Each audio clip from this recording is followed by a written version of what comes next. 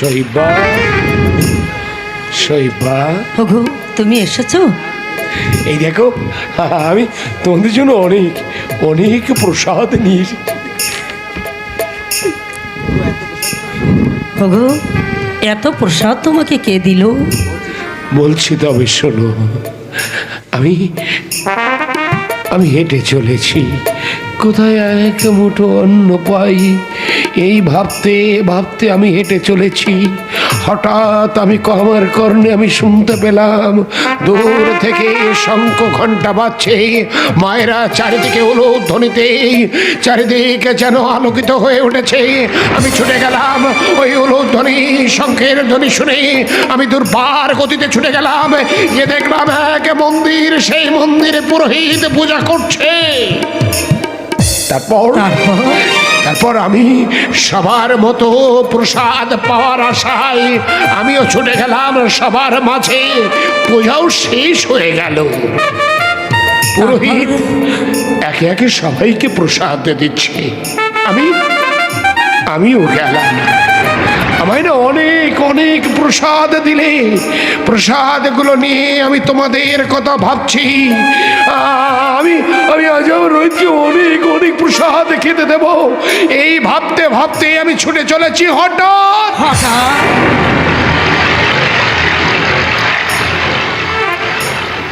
হঠাৎ হঠাৎ আমি পড়ে গেলাম। তুমি? হ্যাঁ, আমি পড়ে গেলাম। আমার হাতের সব প্রসাদ ওই দিঘির জলে বিলীন হয়ে গেল। তারপর আমি আবার ছুটে গেলাম মন্দিরে। আমি মন্দিরে ছুটে গিয়ে দেখলাম মন্দিরের ফটক ততক্ষণ বন্ধ হয়ে গেছে। ব্রাহ্মণ ঠাকুর ফটক বন্ধ করে হয়তো কোথায় না জানি চলে গেছে। তারপর আমি ফিরে আসছি। হঠাৎ কি? হঠাৎ দেখলাম আমার মতো ভক্ত যারা ছিল তারা খেয়ে এঁটো পাতাগুলো ফেলে রেখে চলে গেছে, আর সেই এঁটো পাতাগুলো কুকুরে চেটে চেটে খাচ্ছে। তখন আমি দাঁড়িয়ে ভাবলাম, ওরাও তো জীবন ধারণের জন্য মানুষের এঁটো গ্রহণ করছে। আমরা কতদিন খেতে পাই না, আমরাও তো জীবন ধারণের জন্য এক মুঠো ভাত, একখানা পোড়া রুটি মুখে তুলে দিতে পারছি না। আমি এগিয়ে গেলাম, কুকুরগুলো সরে গেল। তারপর ওই ভক্তদের একটু প্রসাদ কুকুরের উচ্ছিষ্ট কুড়িয়ে কুড়িয়ে এনেছি। শৈবা, ঘৃণা করো না, ঘৃণা করো না। ওরা যদি মানুষের এঁটো খেয়ে বাঁচতে পারে, আমরা কেন পারবো না বলো? এসো, আজ এই মহাপ্রসাদ আমরা 3 জনে একসঙ্গে খাবো। এসো।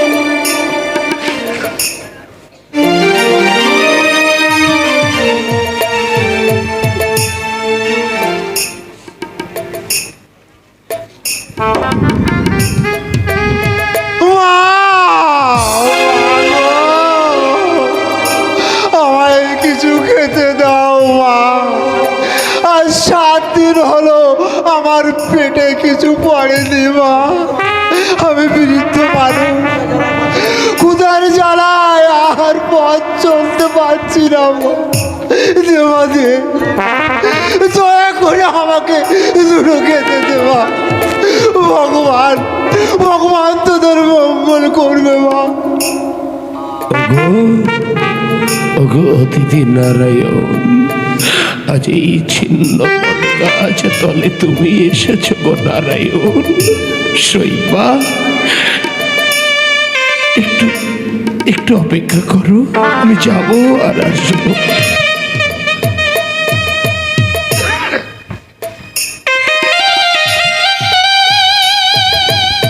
আমাদের মতো তোমার কি খুব ক্ষুধা পেয়েছে? খুব ক্ষুধা পেয়েছে।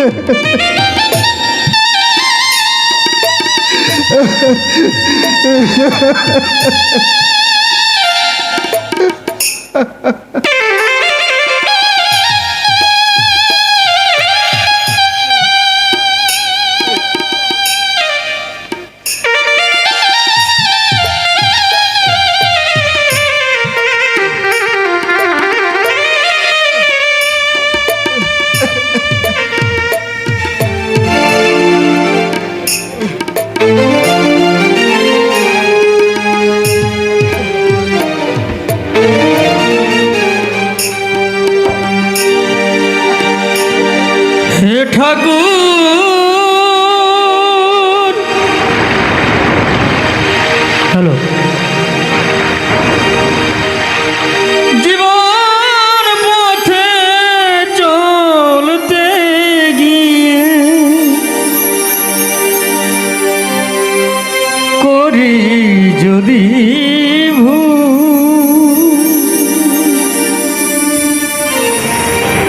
সে ভুল আমার হয় যেন গো তোমার পূজার ফুল। সে ভুল আমার হয় যেন গো তোমার পূজার ফুল। হে ঠাকুর, জীবন পথে চলতে গিয়ে করি যদি সে ভুল আমার হয় যেন গো তোমার পূজা।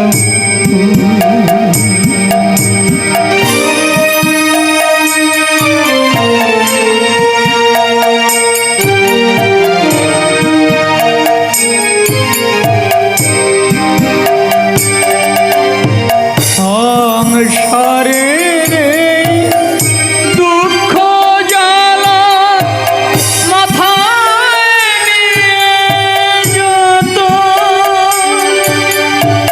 চলছে ভেসে স্রোতের টানে ভাঙা তরীর মতো।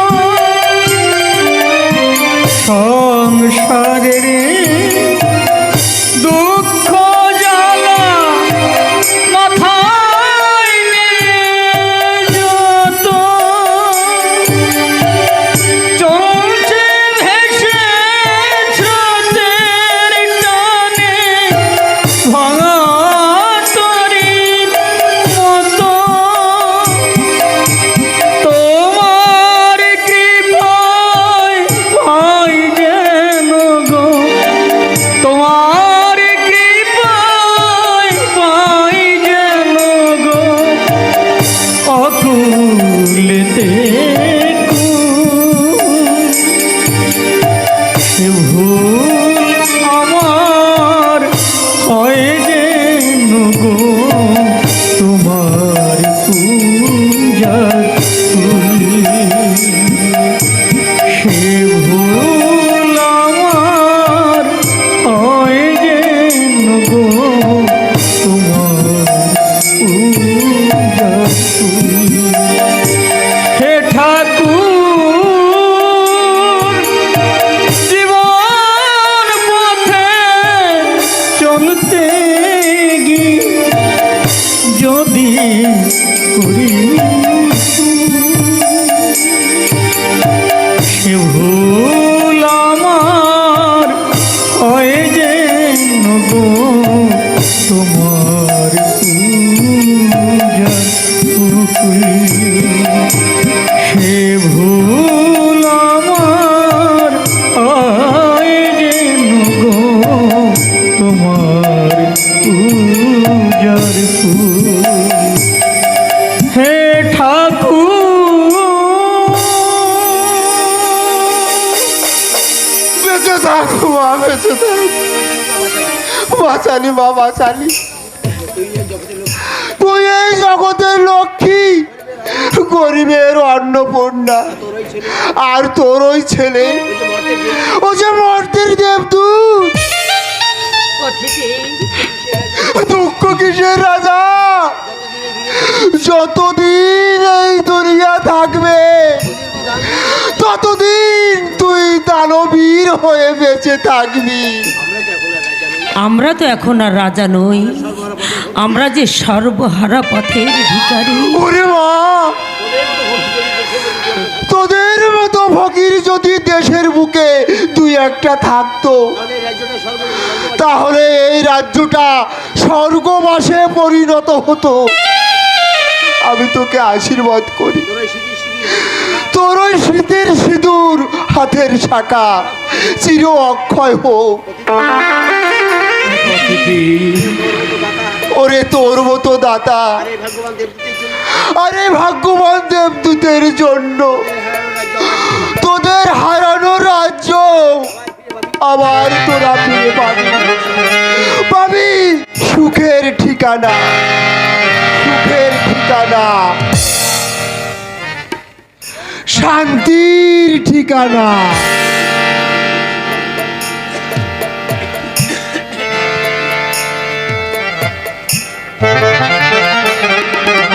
শান্তির ঠিকানা।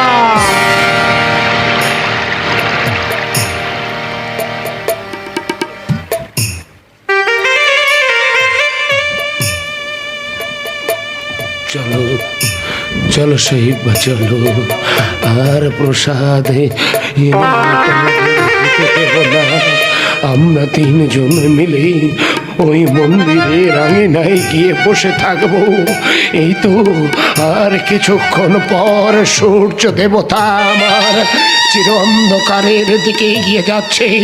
কিছুক্ষণ পর গোটা পৃথিবীটা অন্ধকার হয়ে যাবে, আর তখনই সন্ধ্যার আরতি শুরু হবে। ওই মন্দিরে আবার অনেক অনেক প্রসাদের আয়োজন হবে। ওখানে বসে তুমি, আমি আর রহি একসঙ্গে বসেই আমরা প্রসাদ নেব। এসো।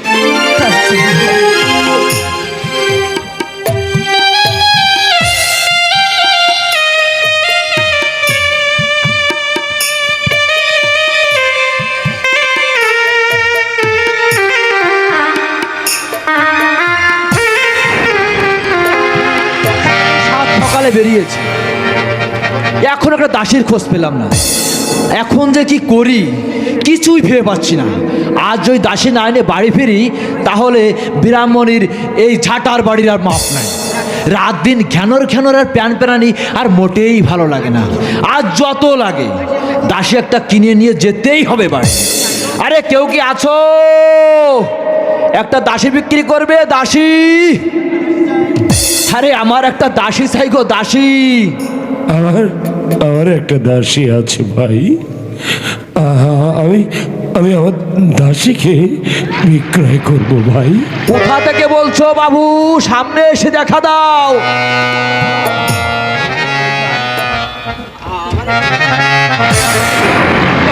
আমি ভাই আমার একটা দাসী আছে। ওই কোথায় তোমার দাসী? ওই যে দূরে গাছটা দেখতে পাচ্ছ, হ্যাঁ হ্যাঁ, ওই গাছের নিচে আমি আমার দাসীকে বসিয়ে রেখে এসেছি। আচ্ছা, কত দিতে হবে? বেশি দিতে হবে না বাবাজি, মাত্র 7 সহস্র স্বর্ণ মুদ্রা। না না বাবু, আমি অত দিতে পারবো না। আমি বড় জোর 4 সহস্র স্বর্ণ মুদ্রা দিতে পারি। যদি রাজি থাকো তাহলে বলো, না হয় আমি চল। দাঁড়ান ব্রাহ্মণ ঠাকুর, আমি ওই আপনার কথা মতো 4 সহস্র স্বর্ণ মুদ্রায়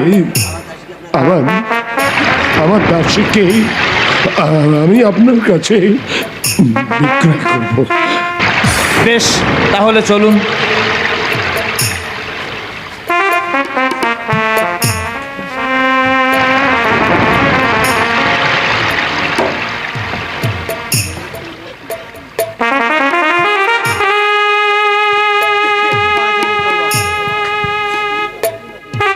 একটু পা চালিয়ে চল বাবা। ওই যে গাছটা দেখা যাচ্ছে, ওখানে গিয়েই আমরা বসবো। ততক্ষণে তোর বাবা খাবার নিয়ে চলে আসবে। এইভাবে না খেয়ে খেয়ে আমাদের আর কতদিন চলবে মা? এমনি ভাবে কষ্ট হলে না মা, সত্যি একদিন আমি মরে যাব মা। ওরে রোহিত, ও কথা বলিস না বাবা, তাহলে যে আমি নির্ঘাত মরে যাব রে বাবা। তোকে ছাড়া আমি কেমন করে বাঁচবো? ওরে আমাদের এই বিপদের দিনে তুই তো তুই তো আমার সান্ত্বনা রে বাবা। আর আমি মরা কথা বলবো না মা, তুমি আর কেঁদো না মা। আমি যে তোমার চোখের জল সইতে পারি না মা। মা, বাবা কখন আসবে মা? আর সইতে হবে না রোহিত। এই দেখো আমি কত খাবার নিয়ে এসেছি। আজ আমি নিজ হাতে তোমাদের দুজনকে আমি খাইয়ে দেবো। হ্যাঁ, দুজনকে আমি খাইয়ে দেবো। এই বসো, বসো, বসো, বসো।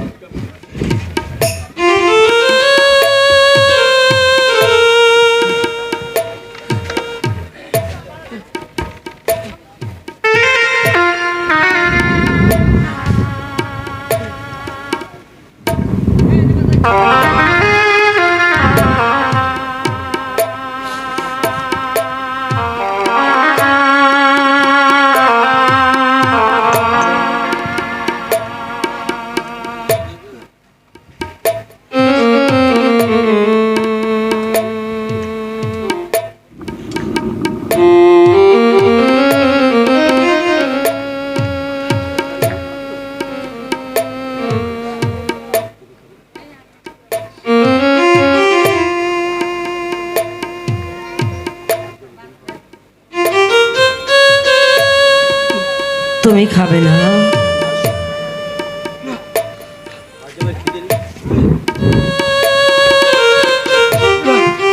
আচ্ছা,